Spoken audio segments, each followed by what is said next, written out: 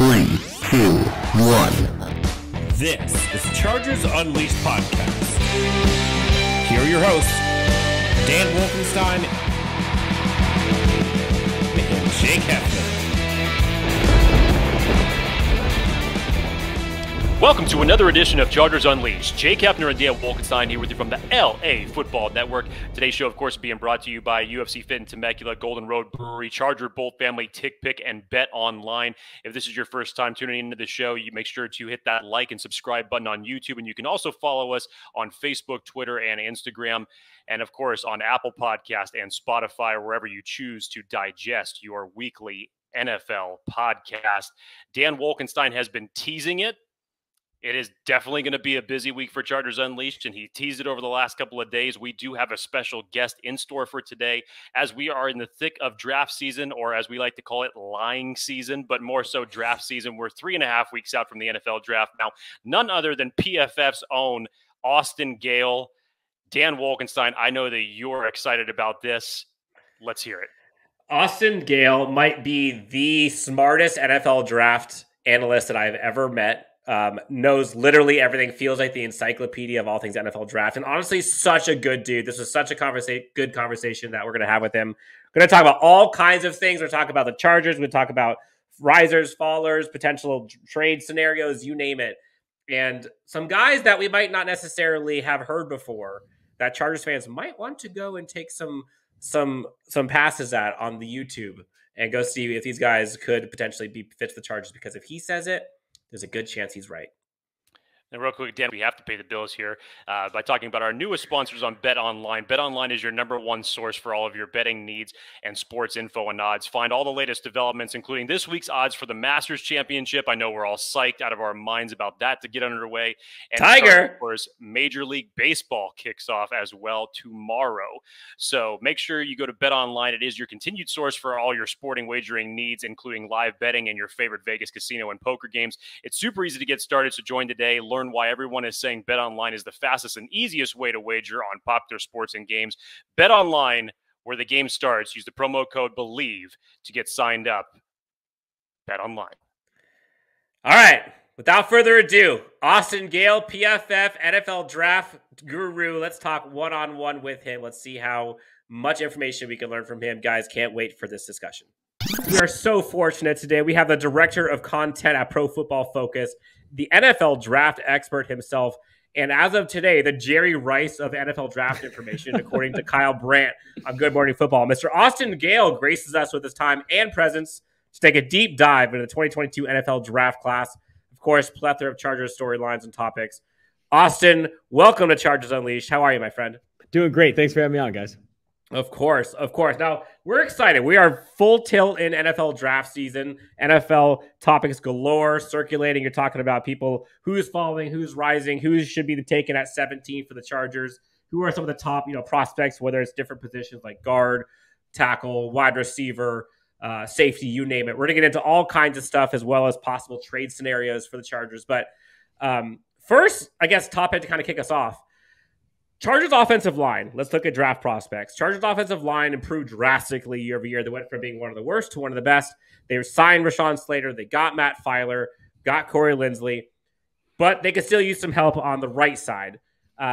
Picking at 17, depending on what they do with Matt Filer, kicking him out to guard or tackle currently, whether it's at 17 or maybe a few day 2 tackles or guards, like who could you see the Chargers taking a long look at to kind of fit into this Justin Herbert kind of Joe Lombardi system at right guard or right tackle?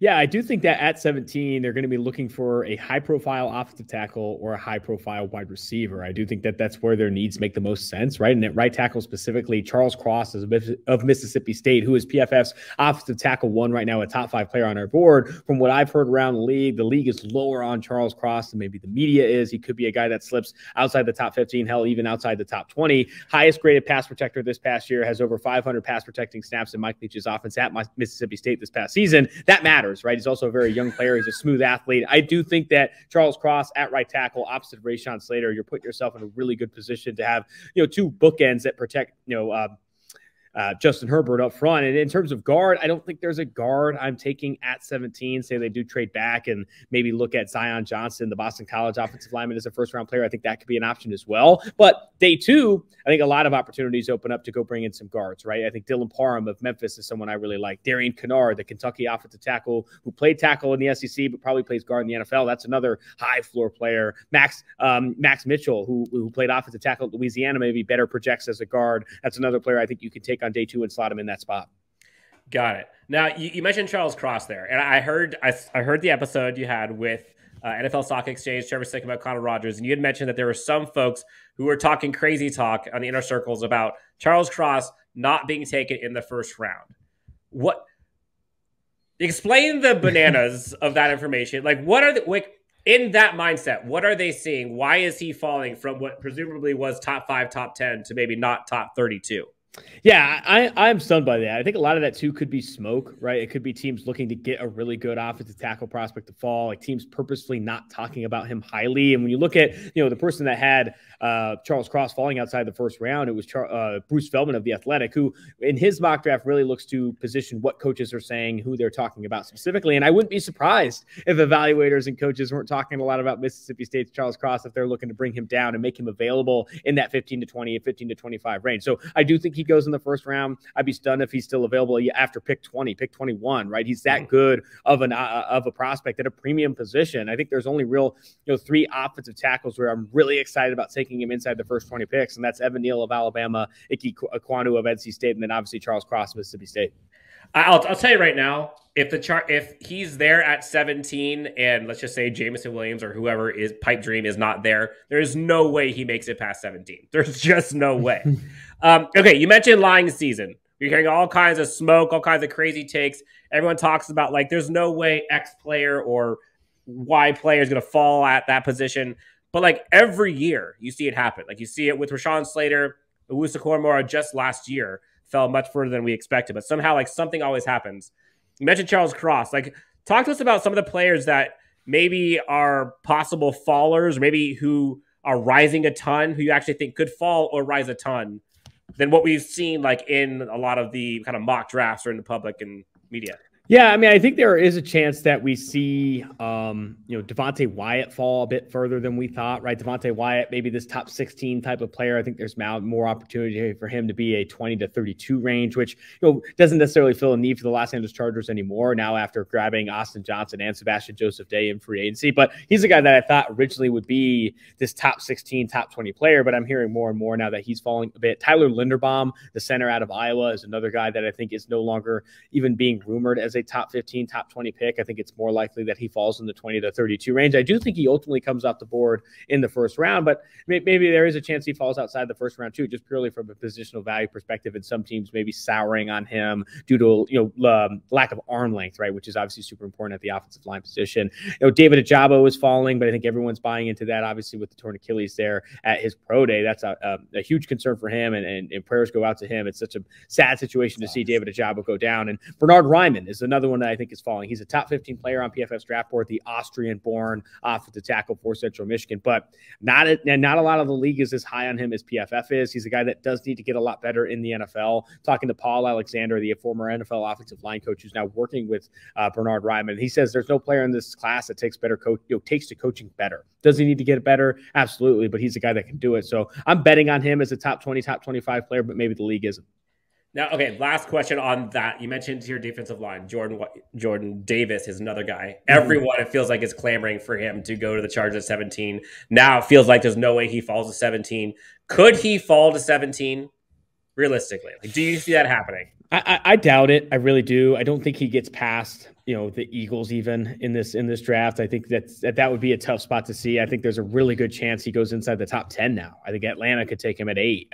That's how high. I think Washington could take him at 11. Houston at 13, right? I think Houston at 13 makes too much sense. It's a team that only needs really good football players right now. It doesn't have obvious needs at any position, right? They need to go bring in anyone they can. So I think Jordan Davis could go at 13, 14, then you get into the 15, 16 range. I would be really, really surprised if the Chargers have a chance at Jordan Davis at 17. Now, Austin, free agent frenzy this year definitely did not disappoint. especially not for the AFC West looking into this season. AFC West is arguably going to be the most competitive division in the entirety of the NFL. You have all the moves that the Chargers have done the first 2 days. Obviously, the Denver Broncos acquiring Russell Wilson in a trade, the Raiders getting Devontae Adams, and of course, the Chiefs still building after life of Tyreek Hill and bringing in Marquez Valdez-Scantling and Juju Smith-Schuster, all just trying to compete with one another. Now, we had your colleague Trevor Sikkema in here about a month ago, just before free agency kicked off.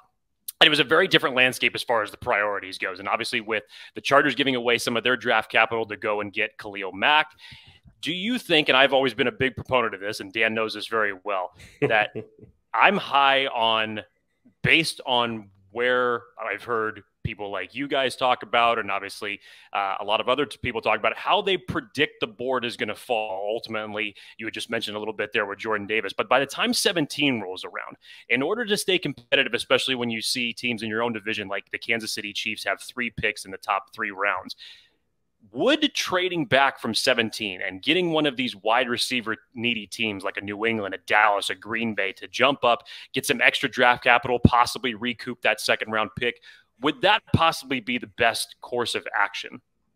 I think so. I think trading down, especially with the team in the first round, is something I always advocate for, especially if you don't have an obvious need. Now, if I think Jameson Williams is there, Jordan Davis is there, Charles Cross is there, then you probably stay put and you take one of those players. Now, if they're in a position where they don't love it and they're forcing a different need, they can trade back and look for teams, like you said, these teams that want a receiver or need a receiver that want to come up. I think that makes a ton of sense as well. I think them trading back, adding picks, potentially adding, and moving their picks more into the 20-30 range, and then picking up an additional third rounder or whatever it is. I do think that it's really important too, because they need to get cheaper, right? They need to get consistently cheaper with their roster. Justin Herbert's going to get paid here in the next 2 or 3 years. Khalil Mack, obviously now on the contract. JC Jackson getting the monster deal. Mike Williams getting the new contract. You can't afford necessarily, literally can't afford to continue to keep paying players at a high rate if you're not hitting on some of these players and also hitting on rookie contracts. It's so important to add rookie contracts to your slate and high performing rookie contracts, so that way you're able to balance the books pretty effectively.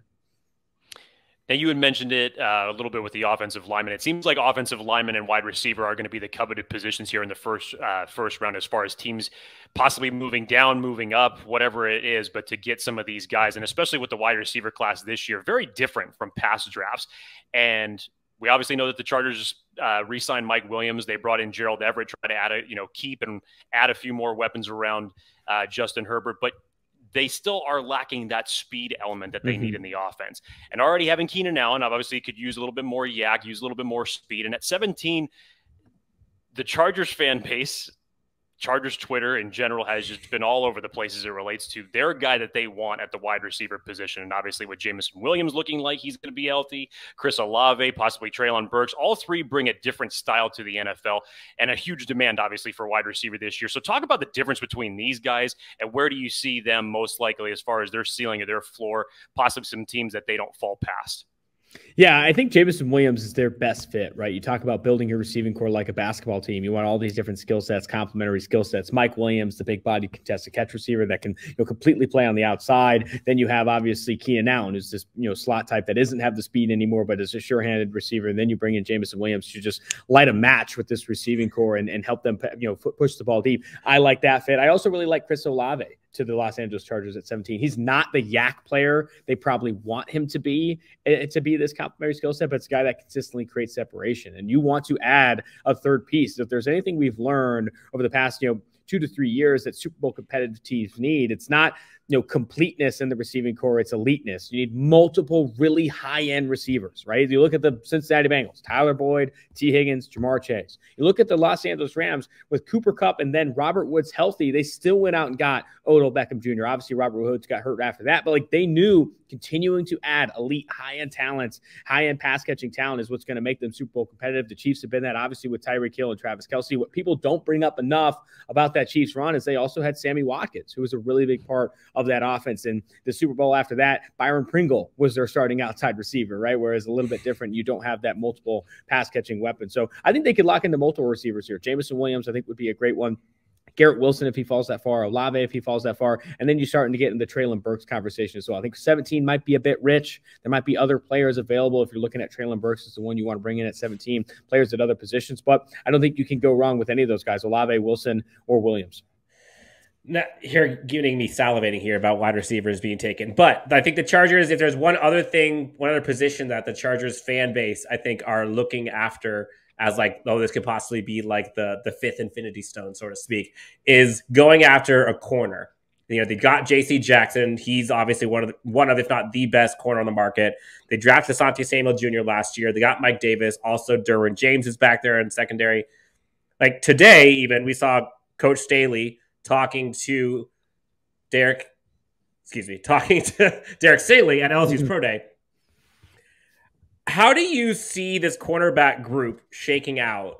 And how do you see like the crop being available at 17, or Chargers don't have a second round pick? So at this point, so what if it's round 3? Like maybe top 17 guys, and then maybe like a day 2, day 3 couple gems that you think might be someone that folks aren't necessarily knowing about, but hey, we heard it here first. Austin Gale's giving us a scoop.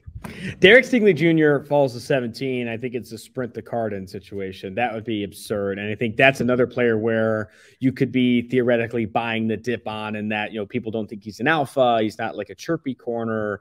People question if he's going to play through injury and all this stuff. And you haven't seen like elite high-end production since his true freshman season. I'm buying all of that. If he falls to 17, I think that's a home run selection for the Los Angeles Chargers. And they're getting one of the best players in the draft at 17. Now, if Stingley, McDuffie, Gardner are all off the board at 17, I don't think you look at this cornerback class at that pick. Maybe they trade back and add some others. I like Andrew Booth Jr. and Kyrie Elam as other first-round talent type of corners. But then you go into day 2, there's some slot guys that you could buy into, but they have their slot guy. There's not really a lot of outside cornerback talent that you're starting from day 1 on day 2, day 3. You could buy into some prospects that have good athleticism. You got obviously Tariq Woolen of UTSA. You have the Sam Houston State corner, Zion McCollum, but those guys aren't starters, right? I think they're looking for starters, and that's why I look at linebacker as an opportunity on day 2 and day 3 for the Los Angeles Chargers. This linebacker class is so good. There's so many talented players that are going to be available on day 2 that could come in and start, right? Same with interior defensive line. Travis Jones is not being talked about enough.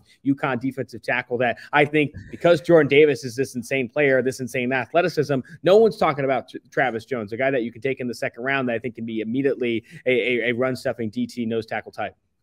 So you can kind of like go back, trade back, maybe get a second-round pick, get Travis Jones. You can get a receiver maybe late first round, or get corner, whoever it is. Jake's been clamoring about Travis Jones ever since ever since Senior Bowl. It was ridiculous.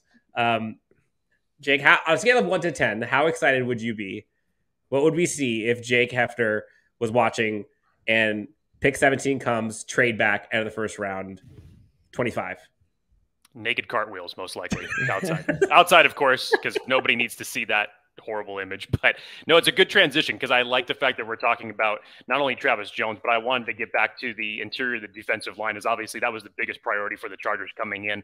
And they were very aggressive in their pursuit of Austin Johnson and Sebastian Joseph Day, and bringing them in to fortify, get younger at the interior of the defensive line. And as Dan pointed out, the Chargers do not have a second-round pick as it stands right now. So if you... based off of what you were saying, Austin, and how you see the board falling with Jordan Davis not being there, not 100% sure if Devontae Wyatt would be worth that 17 selection, and obviously in the situation that they may trade back and possibly take a Travis Jones, who are some day 2 defensive tackles that outside of Travis Jones that you had mentioned that maybe aren't getting enough notoriety if the Chargers want to continue to fortify the interior of the defensive line? Yeah, I think, Travis Jones is definitely one of my guys that I like there. I think after that, you look at Neil Farrell, who's the LSU defensive tackle, another big boy that I think can 2-gap at the next level, maybe isn't a pass rusher.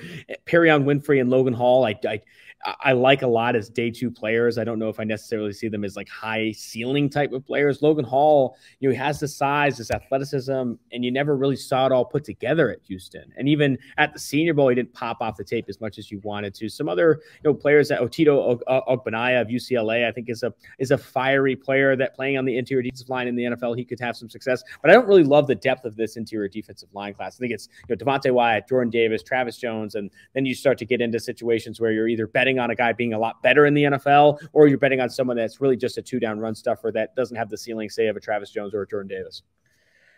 Now, I have a question we ask everyone, but before that, Jake, I believe we wanted to talk about running backs. I know that there's been all kinds of talk about like where to take running backs. Jake, what do we do at this position? Austin, I mean, with what they have now in Austin Eckler, and still trying to find a secondary option behind him. Obviously, it hasn't been working out the way that they would hoped with Joshua Kelly, with Larry Roundtree. I don't see the Chargers pursuing this until day 3 at best, but this is a unique running back class that on day 3 of the draft, you can pick up a lot of highly contributing players. Can you give us some insight as far as who are some of your favorites come day 3? Yeah, I think you have to look at size, right? I think that's what they probably want with Austin Ekeler, and he's the pass catcher. He's just do it all back. Don't call for a second Austin Ekeler anything more than a 3-down player. Like, I think he can do anything. He's one of the most chiseled running backs, if not players, in the NFL. I've always been high on Austin Ekeler. I was, one of the few people that wrote Austin Ekeler would be better than Melvin Gordon when we were having those conversations like 2 or 3 years ago when he was still a backup. I've always been a big fan of his. I think what you're looking for is really someone that can complement his skill set. And I have this kind of thumper tier of backs that will probably be available from like round 3 to round 6 that people can buy into. Dameon Pierce, who's a bowling ball of butcher knives coming out of Florida, who just thumps through the hole. There's a play where he runs through the hole with his helmet off and still keeps trying to break tackles. Like, that's the type of player that I think they want to complement that offense. Other guys like that can hit the hole with square shoulders and really run over people. Hassan Haskins of Michigan, Tyler Algier, I comp closely to Jordan Howard, who can be a short yardage back for you if you want him to. Kyron Williams of Notre Dame didn't test well, should be available at a discount in the 6th or 7th round, but can offer as a pass catcher and also as a bit of a thumper as well. If you're looking at speed, right? If you want to bring in some athletic or burstiness or explosiveness, you got Zaquandre Wright of South Carolina, Rashad White, Arizona State, James Cook of Georgia. That's where you're adding fire to fire with Austin Ekeler already as this pass catching back, and you bring some other guys that have that speed as well. I don't think you can go wrong. My thing is that this running back class, I think, is going to be very similar to future running back classes. I don't think we're going to be talking about a lot of like true first rounders, but more so, what do you need? There's only 6 running backs in the NFL that start over 60% of the snaps. There's not a lot of starters, right? Everyone else is a committee type of player or injuries or whatever it may be. You're looking to bring in complements to your current backfield, not necessarily starters or guys that can start. Now, before we get to our moonshot predictions and requests here, we're closing out with Austin Gale, PFF NFL Draft Guru. I'm going to give you 3 wide receivers. You're going to tell me which one of these guys are probably going to be day 2, possibly day 1, but most likely day 2. Sky Moore, Calvin Austin, and a guy at North Dakota State University. Which one of those 3 would you say fits the Chargers the most? I like Sky Moore. Sky Moore is a separator, great yak player. He's my highest ranked player of those 3 that you mentioned. It makes too much sense. And Calvin Austin, I think, is a phenomenal athlete, but 5'7", 170.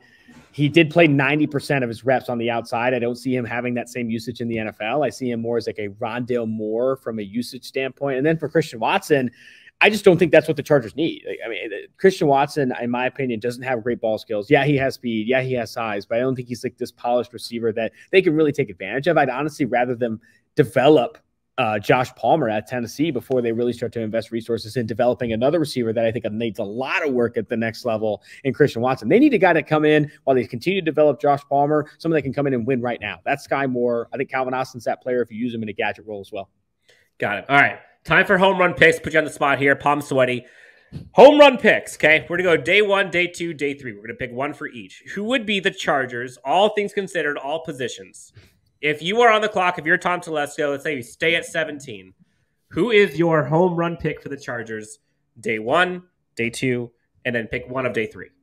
Home run pick for the Los Angeles Chargers. I don't want to say a guy that probably won't be there, right? I think Derek Stingley is off the board, Jordan Davis is off the board, and Jameson Williams is off the board. I think the home run pick there is Charles Cross. I think Charles Cross, Mississippi State, if he's available at 17, which we've consistently seen happening, him mocked in that 20 to 32 range, hell, even outside the first round. That is the home run pick for the Los Angeles Chargers. They get him to pair up with Rashawn Slater. I think that's fantastic. Day 2, that's where you're looking more at some of these defensive tackles, right? I think a home run pick, if they can get their hands on Travis Jones sometime on day 2, I think that's a huge win. Off-ball linebacker as well. You get Chad Muma of Wyoming in this defense on day 2. That is a slam dunk for this team. And then on day 3, let's go get that gadgety player. I think you go get Bo Melton of Rutgers, a guy that can work from the slot, 4.3 speed, guys from Jersey, former 4-star recruit that he had offers to Michigan. He had offers to these bigger Power 5 schools, but he wanted to stay in Jersey. That's why he committed to Rutgers, and he had a lot of success for them. I think he needs to add some polish here and there, but immediately can start in the slot, can immediately make an impact as an athlete. I like him a lot as well. Austin Gale bringing in the fire. Okay, now, my big 4 that I would hope to have at 17. One of these guys would be like my dream scenario between Jordan Davis, Jameson Williams, I'll just say 3, and Derek Stingley. If one of those three guys are there somehow miraculously, which one of those? Someone clearly made a mistake. Which one of those three would you take? Man, I'd probably take Jordan Davis, if I'm being honest. I think I do take Jordan Davis there. It's too rare. It's too rare of a size athleticism combination to kind of let pass. I think Stingley, maybe I consider him too, but I don't know. I think Jordan Davis falling that far, they should jump on it. Immediately impacts that defense. And you have Sebastian Joseph Day, Austin Johnson, Khalil Mack, Joey Bosa, Jordan Davis. That front four is just going to be absolutely dominant with a legitimate rotation on the back end as well. And then the secondary, with J.C. Jackson, Asante Samuel Jr., Nasir Adderley, Derwin James. I mean, this is a really good defense that I don't even know if Brandon Staley could lose with. Okay, now just overall, before we close out, what is your take, or what are you hearing about, like, who are the Los Angeles Chargers? Like, who should we expect them? Like, what's the floor ceiling? Everyone talks about on paper. We hate that phrase. Last year was kind of a build year, but also like there's some disappointment. Like, who are they in your opinion?